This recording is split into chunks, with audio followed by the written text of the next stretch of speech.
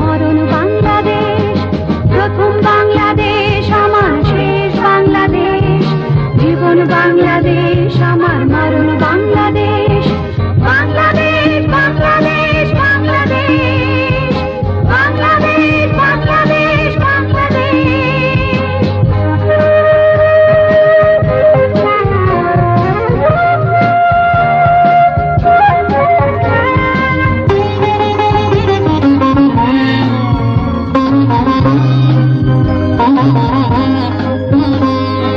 আমার আঙিনায় ছড়ানো বিছানো সোনা সোনা ধুলিকণা, মাটির মমতায় ঘাস ফসলে সবুজের আলপনা। আমার আঙিনায় ছড়ানো বিছানো সোনা সোনা ধুলিকণা, মাটির মমতায় ঘাস ফসলে সবুজের আলপনা। আমার তাতে উড়েছে স্বপ্নের বীজগুলো, প্রথম বাংলাদেশ আমার শেষ বাংলাদেশ, জীবন বাংলাদেশ আমার মরণ বাংলাদেশ, প্রথম বাংলাদেশ আমার শেষ বাংলাদেশ, জীবন বাংলাদেশ আমার মরণ বাংলাদেশ, বাংলাদেশ বাংলাদেশ বাংলাদেশ, বাংলাদেশ বাংলাদেশ বাংলাদেশ।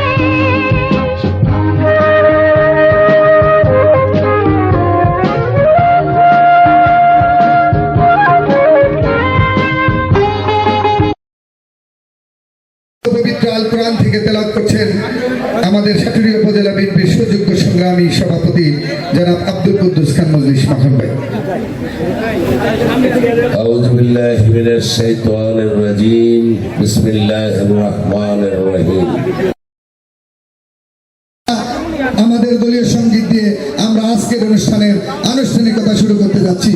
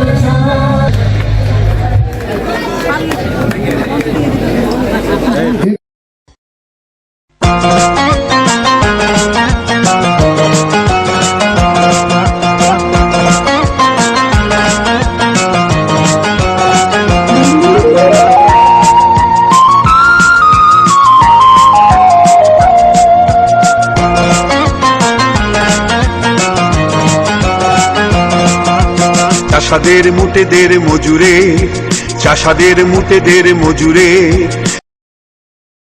পর্যায়ে বক্তব্য রাখবার জন্য মঞ্চ আহ্বান করছি সাটুরিয়া উপজেলা মহিলা দলের সাধারণ সম্পাদক জনাব মমতাজ বেগম। জনাব মমতাজ বেগম। আসসালামু আলাইকুম। এখানে আমার গণ্যমান্য সব নেতা কর্মী আছে, আমার রিজার্ভ আছে, আর যে আমার এলাকাবাসী সবাই আছেন, তাদের প্রতি সবার আমার ভালোবাসা রইল। মহিলা মা বোনেরা আছেন সবাই, আমাদের রিতা আপা আমাদের মাটির একজন মানুষ।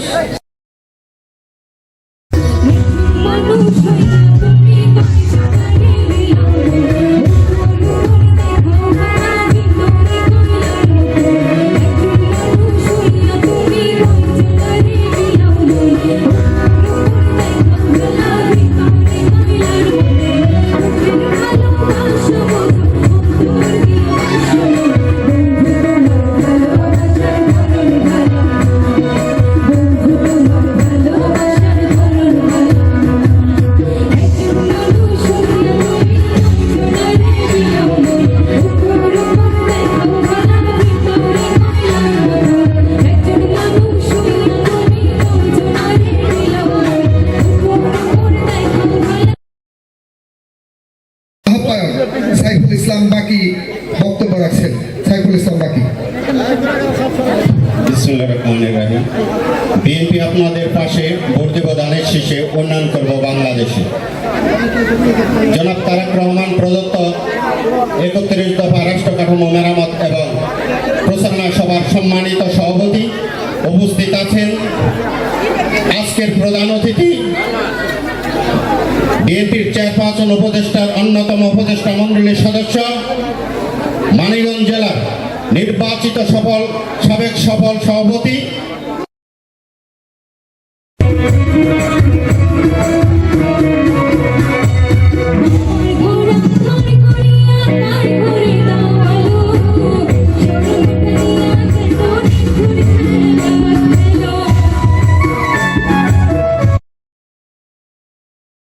যেমন সোহাগ বক্তব্য রাখছেন। বিসমিল্লাহির রহমানির রহিম।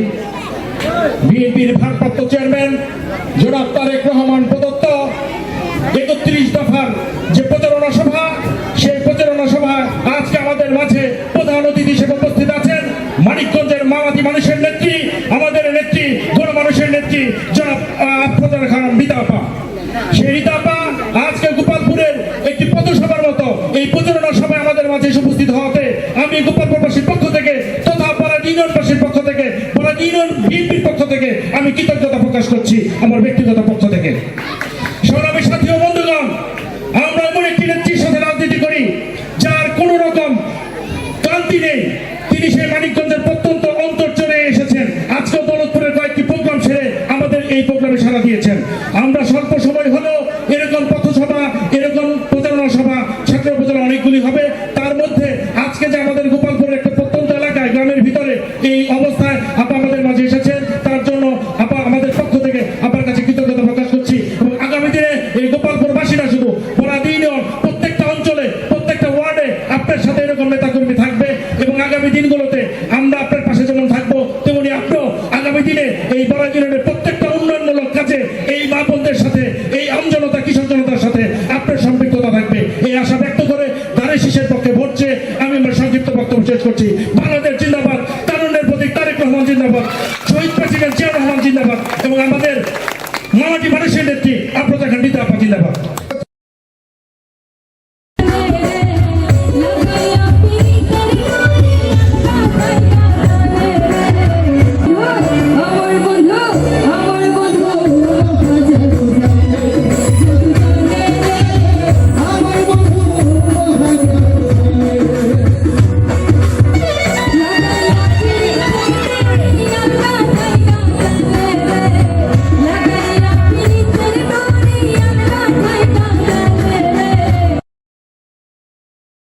জেলা আইনজীবী সমিতির প্রবীণ এবং বিজ্ঞ আইনজীবী আনম জহিরুদ্দৌলা আলম লুধি কাকা এখন বক্তব্য। আজকে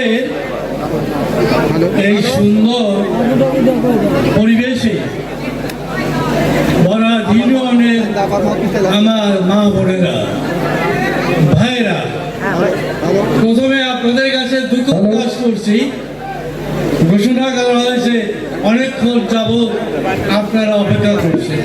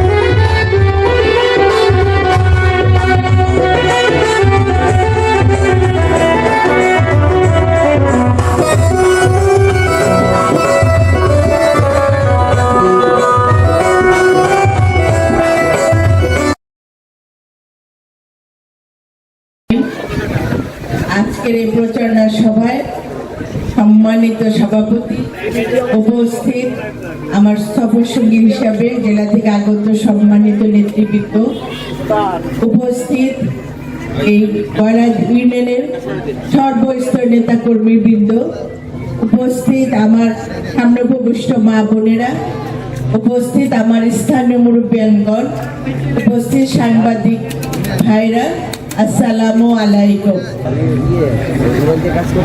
দীর্ঘ 17 বছর পরে আজকে আমরা এখানে একসাথে হয়েছি। আমরা কি বিগত 17 বছর দুঃশাসনের কথা ভুলে গিয়েছি? আমরা সেটা ভুলবো না, কারণ আমরা যদি আমাদের সেই দুঃসময়ের কথা ভুলে যাই তাহলে আমরা আমাদের লক্ষ্যে পৌঁছাতে পারবো না। এখানে অনেক মা বোনরা আছেন, এই মা বোনরা সবাই ওই সময় কি অবস্থায় ছিলেন মনে আছে তো আপনাদের? আপনারা সারাক্ষণ একটা কান্নাকাটির অবস্থার মধ্যে ছিলেন যে আমার ছেলেটা তো ঘরে ফিরছে না, আমার স্বামী ঘরে ফিরছে না, আবার কাউকে নিয়ে খুনও করা হচ্ছে, বিচার হামলা মামলা বিভিন্ন রকমের জটিলতার মধ্যে আপনারা ছিলেন। সেই দুঃসময় কথা আমাদের সবাইকে মনে রাখতে হবে, আমাদের অতীত ইতিহাসকে মনে রাখতে হবে। সেই অতীত ইতিহাস মনে রেখে আমাদের সামনের দিকে আগাতে হবে। আজকে আমরা যে স্বাধীনতা পেয়েছি, এই স্বাধীনতা কিন্তু আমাদের পরিপূর্ণ হয় নাই। আমাদের এই স্বাধীনতাটাকে একটা পরিপূর্ণ জায়গায় নিয়ে যেতে হবে, এবং সেটা নিতে হলে কি করতে হবে? নির্বাচনে প্রস্তুতি নিতে হবে, ধানের শীষে ভোট দিতে হবে। আজকে আমরা যারা এখানে আছি, উপস্থিত যারা আছি, এবং সারা বাংলাদেশের মানুষ কি চায়? তারা বেঁচে থাকার অধিকার চাই। আমরা বেঁচে থাকার অধিকার চাই না? আমরা আমাদের কথা বলার অধিকার ফিরে দিতে চাই, আর আমরা আমাদের গণতান্ত্রিক সরকার প্রতিষ্ঠিত হোক, এটা আমরা চাই। এই চাওয়াগুলি তখনই সম্ভব হবে যখন আমরা আমাদের কাঙ্ক্ষিত ভোটটা সঠিক স্থানে দিয়ে এই মানিকগঞ্জে যখন আমরা ধানের শীষকে নিয়ে আসতে পারবো।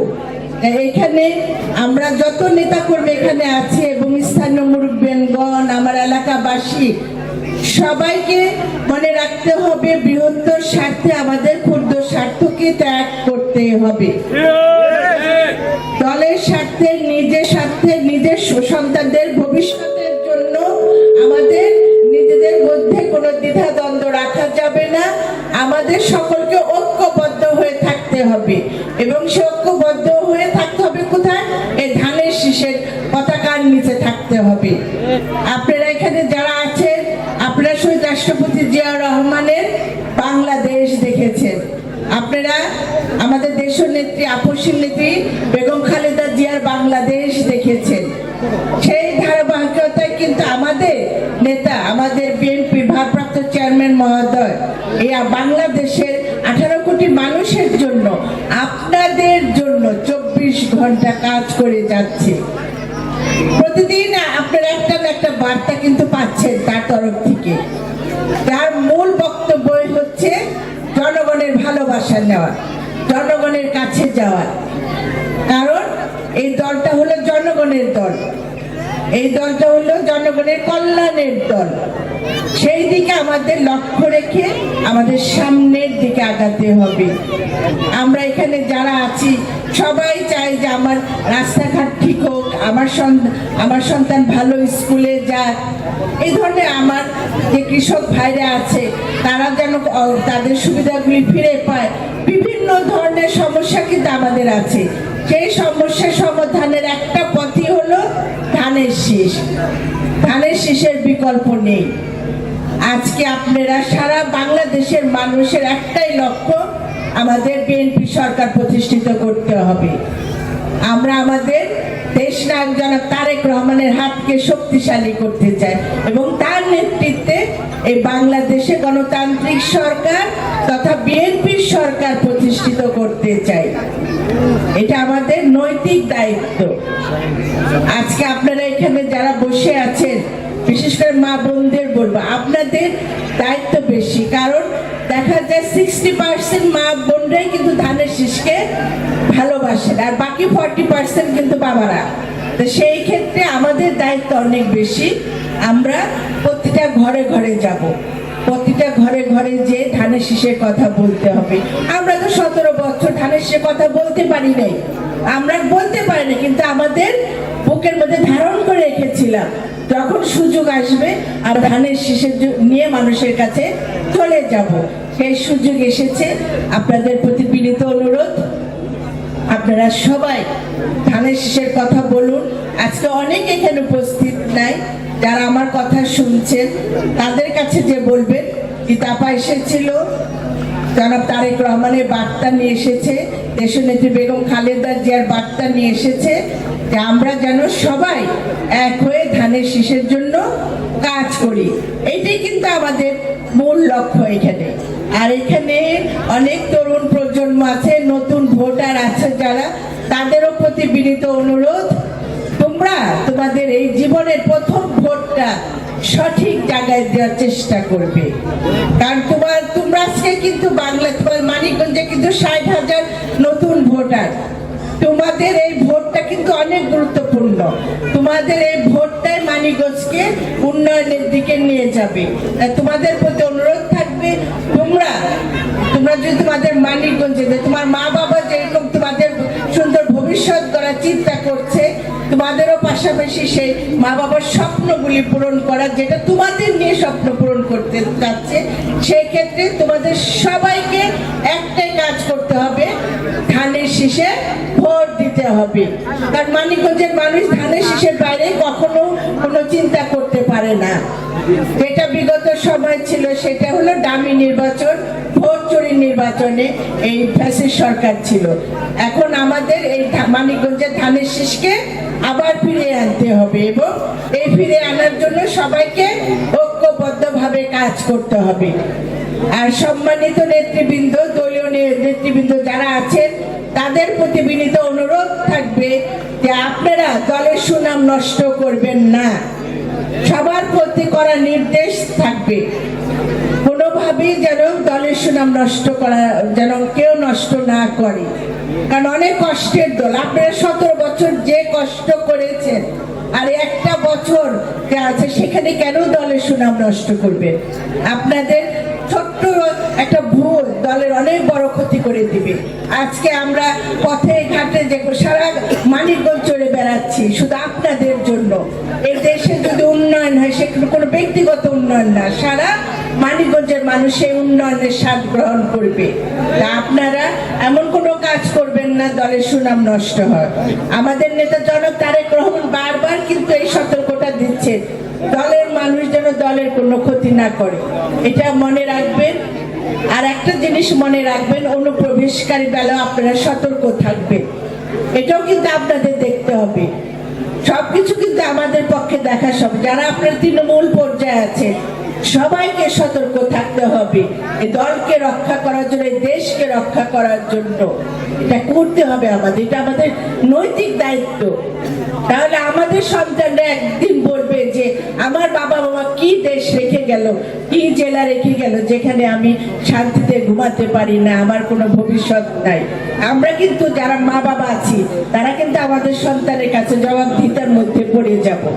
এই সন্তানের কাছে যাতে আমাদের জবাবদিহির মধ্যে থাকতে না হয়, সেদিকে সবাইকে লক্ষ্য রাখতে হবে।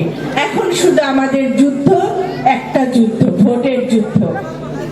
এই যুদ্ধে আমাদের জয় হয়ে ফিরতে হবে। আমরা 17 বছর যুদ্ধ করে আজকে জয়ের মুখ দেখেছি।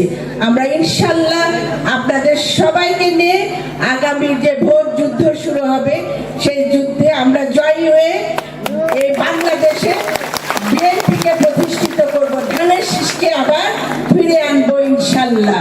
আপনারা সবাই ভালো থাকুন, সুস্থ থাকুন, আগামী দিনগুলি যেন আপনাদের নিয়ে চলতে পারি সেই দোয়াটা আপনারা আমার জন্য করবেন।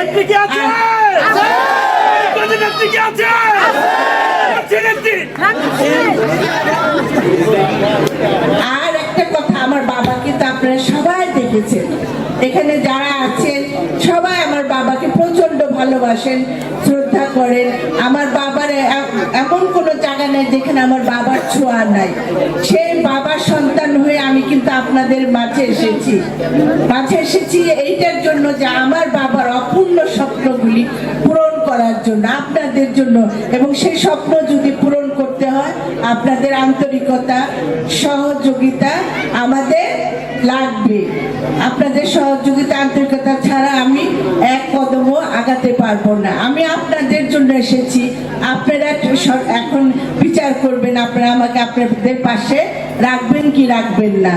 আমি চাই আপনাদের কাঁধে কাঁধ রেখে, হাতে হাত রেখে এই মানিকগঞ্জ জেলাকে একটা মডেল জেলায় পরিণত করতে চাই। আর একটা সবসময় আমি যেখানে যাই যে স্লোগানটা 17 বছর দিতে পারি না, সেই স্লোগানটা দেওয়ার জন্য মনটা সবসময় আকুলি বিকুলি করে যে আমার এই স্লোগানটা আমি আবার যেন আমার সেই মা বোনদের নিয়ে, আমার ভাইদের নিয়ে, চাচাদের নিয়ে যেন উচ্চ স্বরে সেই স্লোগানটা দিতে পারি। সেই স্লোগানটা কি হলো? মানিকগঞ্জের মাটি, মানিকগঞ্জের মাটি, মানিকগঞ্জের মাটি। সবাই ভালো থাকুন, ধন্যবাদ সকলকে। সবাই আবার দেখা হবে আপনাদের সাথে। আমরা বিদায় দিব। আপনারা মহিলাদের মধ্যে তার শুভেচ্ছা বিনিময় করছেন। আপনারা জানেন আমাদের এই নেত্রী, গণমানুষের নেত্রী, তিনি